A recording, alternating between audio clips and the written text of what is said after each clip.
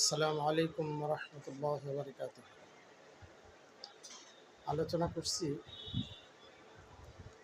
Gastric সম্পর্কে। আমাদের দেশে খুব কম লোকই খুঁজে পাওয়া যাবে যাদের গ্যাস্ট্রিকের সমস্যার কথা তারা বলেন না। আমাদের কাছে যত রোগী আসে যে কোনো সমস্যা নিয়ে আসে, যদি জিজ্ঞেস করা হয় যে গ্যাস্ট্রিকের ওষুধ খান, হ্যাঁ বলে যে খাই। কি খান? ফার্মেসি থেকে কিনে নিয়ে তারপরে খাই।